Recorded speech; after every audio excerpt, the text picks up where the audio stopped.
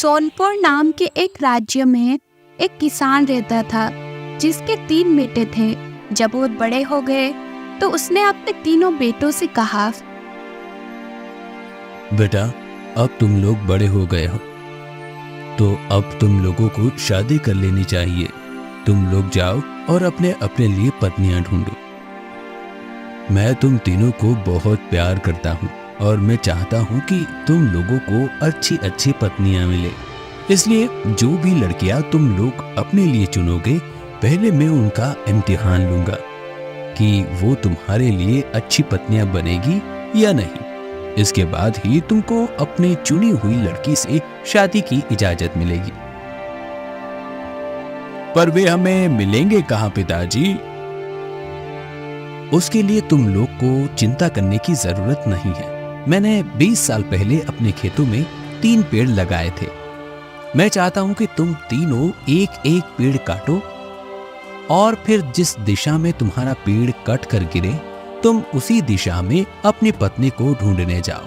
अगर तुम लोगों को उस दिशा में बहुत दूर भी जाना पड़े तो भी मुझे यकीन है कि तुमको अपनी पत्नी मिल जाएगी। ठीक है पिताजी, जैसा आप कहें। पिता की बात मानकर तीनों भाई कुल्हाड़ी उठाकर खेत की ओर चला गया। सबसे बड़े बेटे ने जब पेड़ काटा तो वो पेड़ पूरब की तरफ गिरा तो वो बोला, ये तो बहुत अच्छा है। मुझे मालूम है कि पूर्व में एक बहुत प्यारी सी देहाती लड़की रहती है। मैं उसके घर जाऊंगा और उसको अपने साथ शादी करने के लिए मना लूंगा और फिर उससे शादी कर लूंगा। बीच वाले बेटे का कटा हुआ पेड़ पश्चिम की तरफ गिरा तो वो भी बोला, ये तो बहुत अच्छा हुआ। मैंने सुना है कि पश्चिम में एक सुंदर सी ग्रामीण लड़की रहती है। मैं उसके घर जाऊंगा, उसे शादी के लिए राजी करूंगा और फिर उससे विवाह कर लूंगा। जब सबसे छोटे यानी तीसरे बेटे ने अपना पेड़ काटा तो वो उत्तर की तरफ गिरा। उसे उत्तर की तरफ जाते देख उसके दोनों बड़े भाई हंस पड़े। उन्हें यकीन था कि उत्तर में तो सिर्फ घना जंगल है, वहाँ भला कोई लड़की कहाँ मिलेगी। तुझको तो किसी जंगली लोमड़ी या फिर भेड़िए से शादी करनी पड़ेगी, क्योंकि उत्तर में तो कोई लड़की है ही नहीं।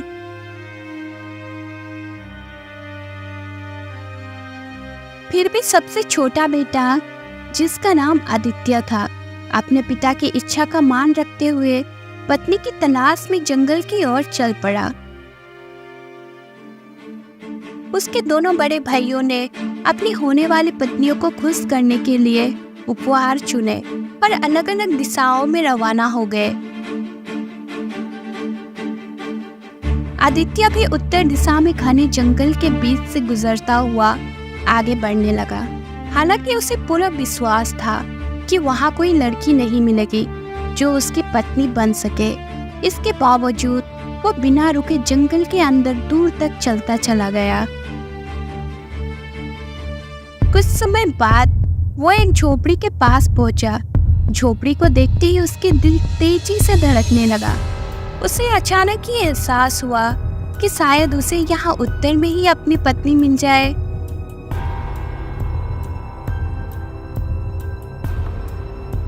अंदर का दृश्य देखकर वो हैरान रह गया। झोपड़ी पूरी तरह खाली थी। केवल एक छोटी सी चुईया एक मेज पर बैठी हुई थी। अरे, यहाँ तो कोई नहीं है। इधर देखो, मैं यहाँ हूँ आदित्य, इधर देखो।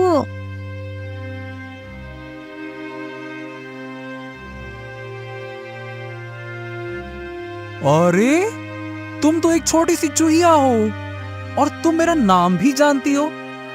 वाह यार, मुझे तो आशा थी कि मुझे यहाँ एक सुंदर सी लड़की मिलेगी जिसे मैं अपनी पत्नी बनाऊंगा। सुंदर सी लड़की? तब आदित्य ने चुईया को अपने और अपने भाइयों की शादी के बारे में और अपने पिता की इच्छा बताई।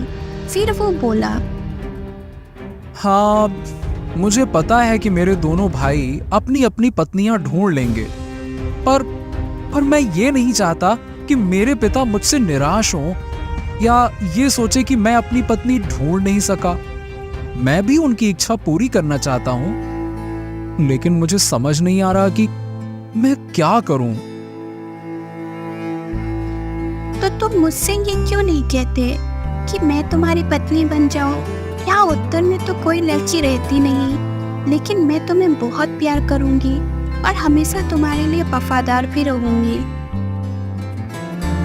चुईया की मीठी आवाज सुनकर आदित्य खुश हो गया और अपने आप से बोला, हाँ ठीक है, वो छोटी सी चूहिया। मैं अपने पिता से जाकर कह दूंगा कि मुझे अपनी पत्नी मिल गई है। पर तुम्हारे लिए एक चुईया से शादी करना बहुत मुश्किल होगा। ऐसा करते हैं कि मैं यही रह जाती हूँ, तब तक तुम अपने पिता को इस खबर के लिए तैयार करके आओ। आदित्य को समझ में आ गया कि वो चुईया ठीक कह रही थी, तो वो चुईया को वहीं छोड़कर अकेला ही घर वापस लौट गया। मैं पूरब की ओर चलता गया और चलता ही गया। आखिरकार मुझे एक छोटी सी झोपड़ी दिखाई दी। झोपड़ी के बाहर एक सुंदर सी लड़की बैठी हुई थी। मैं उनके पास गया और उनसे पानी मांगा। हमारी बातों का सिलसिला शुरू हो गया और धीरे धीरे बातों ही बातों में मैंने उन्हें शादी के लिए मना लिया। और हाँ, तुम सबको पता है, मेरी वाली की आंखें तो बिल्कुल परी जैसी सुंदर है। उनकी आंखों में ऐसा जादू है कि एक बार जो देख ले वो खो जाए। हाँ, और मेरी वाली भी किसी से कम नहीं। उसके बाल और मुस्कान दोनों ही बेहद खूबसूरत है। जब वो मुस्कुराती है तो ऐसा लगता है जैसे आसमान में तारे झिलमिला रहे हो। और उसके बाल, वो तो जैसे रेशम के धागों की तरह मुलायम और चमकदार है। मैं तो पहली नजर में ही उनसे प्यार में डूब गया था। दोनों भाइयों ने आदित्य से इतनी जोर से कहा ताकि उसके पिता भी सुन ले। तुम लोग मेरी चिंता छोड़ दो, मुझे तो एक बड़ी प्यारी और नाजुक सी चीज मिल गई है, और वो तो मखमल के कपड़े पहनती है। इतने नरम और खूबसूरत कि देखो तो बस हाँ देखते रह जाओ। मखमल के कपड़े? अरे तू तो ऐसी बात कर रहा है जैसे उत्तरी जंगल में कोई राजकुमारी ढूंढ ली हो। हाँ बिल्कुल, राजकुमारी जैसी है वो। अरे मखमल के कपड़े पहनती है और क्या तो लगती है। जब वो मेरे लिए गाती है ना, आए हाय हाय हाय हाय, उसकी मीठी आवाज सुनकर ऐसा लगता है कि जैसे सारा जंगल उसकी धुन पर झूम रहा हो। उसकी आवाज इतनी मधुर है कि बस सुनते ही रहने का दिल करता है और दिल खुशी से भर जाता है। ये सुनकर उसके दोनों बड़े भाई चलने लगे कि उनके छोटे भाई को उत्तर में भी इतनी अच्छी लड़की कैसे मिल गई।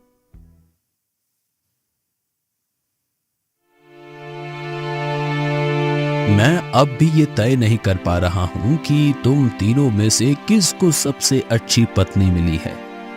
इसलिए मैं चाहता हूँ कि मेरी हर एक बहू मेरे लिए रोटी बनाए, ताकि मैं ये देख सकूं कि वो तुमको ठीक से खाना खिला सकेगी या नहीं। मुझे मालूम है कि मेरी वाली सबसे अच्छी रोटी बनाएगी, पर आदित्य, तुम्हारी राजकुमारी क्या करेगी? आप पता नहीं, ये तो मुझे उससे पूछने पर ही पता चलेगा। पर असल में तो वो चिंता कर रहा था कि उसकी चुईया रोटी बनाएगी भी तो कैसे बनाएगी। उसके बाद वो तीनों भाई एक साथ घर से निकल पड़े अपनी अपनी होने वाली पत्नियों से रोटी बनवाने के लिए। छोटी चुईया ने जब आदित्य को वापस आते देखा तो वो खुश हो गई।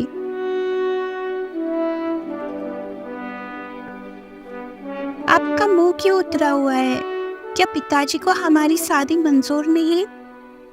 हाँ, ऐसी बात नहीं है चुहिया रानी। असल में जब मैं घर पहुंचा और अपने दोनों भाइयों को अपनी अपनी पत्नी के बारे में बताते हुए सुना तो मैंने भी कह दिया कि मुझे तो एक राजकुमारी मिल गई है। लेकिन जब पिताजी ने हम सबकी पत्नियों के बारे में सुना तो वो ये तय नहीं कर पाए कि किसकी पत्नी सबसे अच्छी होगी। इसीलिए उन्होंने हम तीनों को कहा कि हम अपनी अपनी पत्नियों से रोटी बनवा कर लाएं, ताकि वो फैसला कर सकें कि कौन सबसे बेहतर है। मैं तो इस बात से घबरा रहा हूं कि तुम रोटी कैसे बनाओगे। अरे, तुम इस बात की चिंता कर रहे हो? तुम बस आराम से बैठो और देखते रहो। तुम्हें तुम्हारी रोटी जरूर मिलेगी आदित्य, बस थोड़ा सा सब्र रखो। आदित्य ने देखा कि छोटी चूहिया के बुलाते ही दरवाजे से बहुत सारे चूहे बाहर आ रहे थे। छोटी चूहिया ने उनसे कहा, तुम सब जाओ और गेहूं के सबसे बढ़िया वाले दाने लेकर आओ। वो सब चूहे तुरंत वहां से चले गए और कुछ ही देर में गेहूं के सबसे बढ़िया वाले दाने लेकर वहां आ गए। छोटी चूहिया ने उन गेहूं से रोटी बनाना शुरू कर दिया। आदित्य बड़े आश्चर्य से उस छोटी चूहिया को गेहूं के दाने से रोटी बनाते हुए देखता रहा।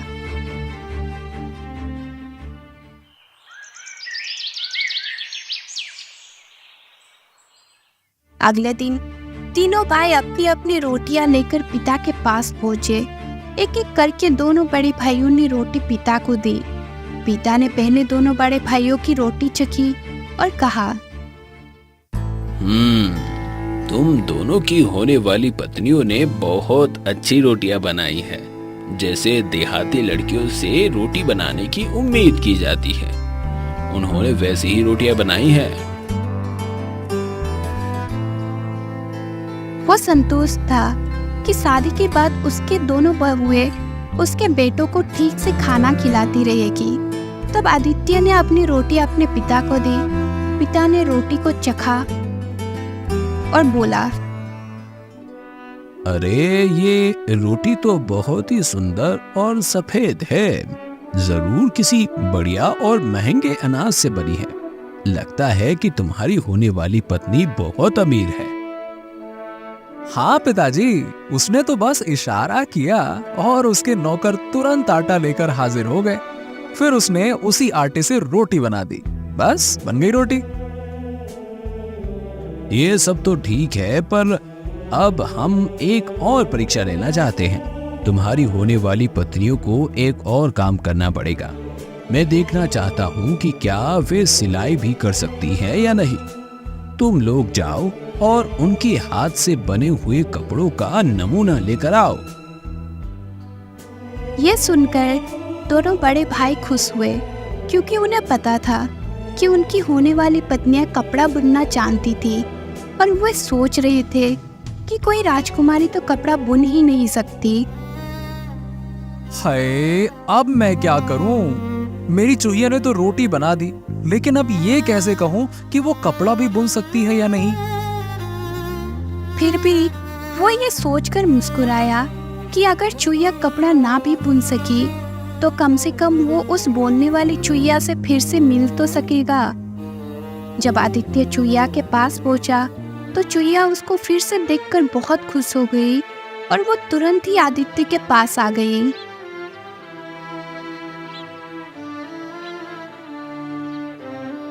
मैं तुमको देखकर बहुत खुश हूं चूहिया रानी,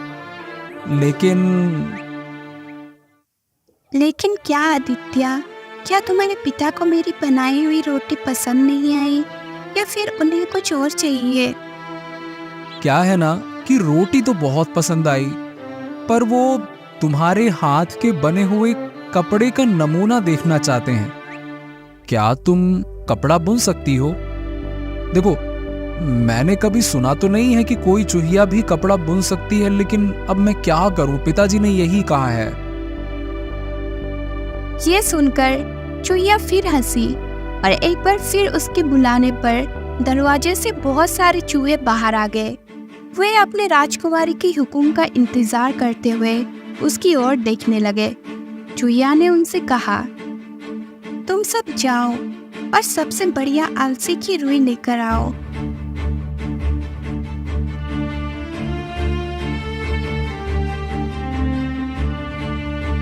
जब चूहे आलसी की रुई ले आए तो चूहिया ने उस रुई से बेहद बढ़िया धागा काटना शुरू किया। धागा काटने के बाद उसने उससे बहुत ही सुंदर कपड़ा बुना। वो कपड़ा इतना बेहतरीन और बारीक था कि उसने उसे बनाकर एक डिब्बे में रख दिया। फिर वो आदित्य की ओर देखकर बोली, लो, इस डिब्बे को तुम अपने पिता के पास ले जाओ। इससे उनको पता चल जाएगा कि मैं कपड़े बुन सकती हूँ या नहीं।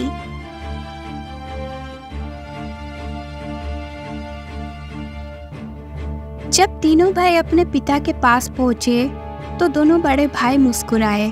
उन्हें ऐसा लग रहा था कि उसके सबसे छोटे भाई आदित्य के पास कोई बुना हुआ कपड़ा नहीं है। इसका मतलब आदित्य की होने वाली पत्नी उनके पिता को खुश नहीं कर पाई। आदित्य ने चुपचाप उस डिब्बे को अपने जेब में ही रखा हुआ था। पिता ने पहले दोनों बड़े भाई का कपड़ा देखा और कहने लगा, तुम्हारी होने वाली पत्नियां तुम्हारे लिए अच्छा कपड़ा बनाएगी, तुम्हें ठीक से कपड़े पहनाएगी और तुम्हें गर्म रखेगी। उनका काम सादा है, लेकिन समय के साथ इसे और बेहतर किया जा सकता है। फिर उसने आदित्य से पूछा, बेटे, तुम्हारी होने वाली पत्नी के हाथ का बना हुआ कपड़ा कहाँ है? क्या तुम्हारी होने वाली पत्नी तुम्हारे लिए कोई कपड़ा बुन नहीं सकी? आदित्य ने अपने जेब से डिब्बा निकालकर पिताजी को दे दिया। उसके भाइयों ने डिब्बा देखा और हंस पड़े। अच्छा, तो तुम्हारी राजकुमारी ने हमारे पिताजी को कपड़े की बजाय एक डिब्बा भेजा है। तब उनके पिता ने उस डिब्बे को खोला तो देखा कि उसके अंदर तो बढ़िया सा सजाया हुआ एक कपड़ा रखा था। उसने जब कपड़े को निकाला तो देखा कि वो तो दुनिया का सबसे अच्छा कपड़ा था। उसने तो इतना अच्छा कपड़ा पहले कभी देखा ही नहीं था। उसको देखकर तो उसके दोनों बड़े भाइयों की हंसी रुक गई। पिता को भी उस कपड़े को देखकर बहुत आश्चर्य हुआ और वो भी बोले, ये तो बहुत सुंदर कपड़ा है। तुम्हारी होने वाली पत्नी ने इतना सुंदर और बढ़िया कपड़ा कैसे बुन लिया? उसने बस आदेश दिया और उसके नौकर उसके लिए असली की रुई लेकर आ गए। फिर उसने उस रुई का धागा बनाया और इस तरह से ये सुंदर कपड़ा बुन दिया उसने।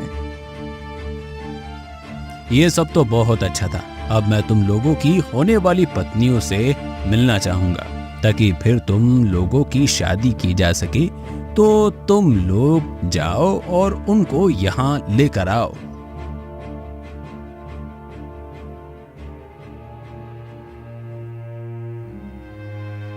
अगर मैं अपनी होने वाली पत्नी को यहाँ लेकर आऊं तो मेरे बड़े भाई जब देखेंगे कि वो एक चूहिया है तो वो मुझ पर फिर से हंसेंगे और मेरे पिता भी हमारी शादी पर राजी नहीं होंगे। लेकिन मैं इन सब की चिंता नहीं करता। उसने मेरे लिए रोटी बनाई, मेरे लिए कपड़ा बुना और वो बहुत प्यारी और दयालु भी है। मैं तो बस उसकी परवाह करता हूं, अब चाहे वो चूहिया ही क्यों ना हो। यह सोचकर वो फिर से चूहिया के घर की ओर चल पड़ा ताकि वो उसे लेकर अपने पिता से मिलवा सके। जब वो फिर से उस झोपड़ी में पहुंचा तो चूहिया ने उसे देखते ही खुशी से उसके पास आ गई। चूहिया रानी, मेरे पिता को तुम्हारे हाथ से बुना हुआ कपड़ा बहुत पसंद आया। अब मेरे पिता तुमसे मिलना चाहते हैं। छोटी चूहिया ये सुनकर बहुत खुश हो गई। उसके फिर से बुलाने पर सारे चूहे वहां हाजिर हो गए। अब तुम लोग जाओ और मेरे लिए रथ तैयार करो। चूहों ने छोटी चूहिया को रथ में बिठाया और रथ वहां से चल दी। आदित्य भी मुस्कुराता हुआ अपनी होने वाली पत्नी के साथ अपने पिता के घर चल दिया। वो चुईया से कहता जा रहा था, मेरे भाई मुझ पर हंस सकते हैं, यहाँ तक कि मेरे पिता भी शायद इस शादी से खुश ना हो, लेकिन मैं इस बात की चिंता नहीं करता। मैं हमेशा तुम्हारी रक्षा करूंगा और हम दोनों हमेशा खुश रहेंगे। मैं तुम्हें उसी तरह प्यार करूंगा और सम्मान दूंगा जैसे कोई अपनी असली पत्नी को देता है। जब वे जा रहे थे तो उनको एक नदी पार करनी थी, पर जैसे ही वो नदी पार करने लगे तो वहां हवा बहुत जोरों से चलने लगा। चुईया नदी में गिर गई और गिरकर डूब गई। ओ छोटी चुईया, मुझे तुम्हारे इस तरह पानी में गिरने का बेहद अफसोस है। तुम मेरे ऊपर कितना मेहरबान थी और तुम्हारी प्यारी बातें मुझे हमेशा याद आएंगी। अब जब तुम चली गई हो मुझे एहसास हो रहा है कि मैं तुम्हें अपनी असली पत्नी की तरह ही चाहता था। तुम्हारी कमी मुझे हमेशा खलेगी और तुम्हारे साथ बिताए पल वो मेरे दिल में हमेशा जिंदा रहेंगे। जब वो ऐसे बोल रहा था तभी उसने देखा कि एक बहुत बड़ी सुनहरी रथ जिसको बहुत सुंदर घोड़े खींच रहे थे, वो रथ जाकर नदी के किनारे आ पहुंचा। आदित्य, क्या तुम मेरे साथ मेरे गाड़ी में बैठना पसंद नहीं करोगे? मैं अपने होने वाले पति के पिता से मिलने जा रही हूँ। नहीं, मैं नहीं बैठ सकता। मेरी होने वाली पत्नी तो यहाँ नदी में डूब गई है।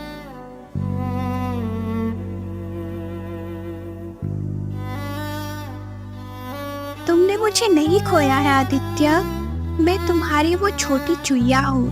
मैंने ही तुम्हारे पिता के लिए रोटी बनाई थी और कपड़े बुने थे। दरअसल मैं एक जादू के असर में थी जिसने मुझे चुईया बना दिया था, लेकिन जब तुमने कहा कि तुम मुझसे प्यार करते हो, उसी पल वो जादू टूट गया और मैं फिर से इंसान बन गई। चलो अब हम तुम्हारे पिता के पास चलते हैं ताकि वो हमारी शादी की इजाजत देते। फिर वो आदित्य के पिता के घर पहुंचे। वहां जाकर वो उन लड़कियों से मिला जो भाइयों से शादी करने वाली थी। पिता ने सबको अपना आशीर्वाद दिया और अपने सब बेटों की शादी उनकी लाई हुई लड़कियों से करवा दी। आदित्य के दोनों बड़े भाई अपनी पत्नियों के साथ अपने पिता के यहाँ आराम से रहने लगे। आदित्य अपनी चुईया से बनी राजकुमारी के साथ उसके राज्य चला गया। वहाँ वो दोनों खुशी खुशी जीवन व्यतीत करने लगे।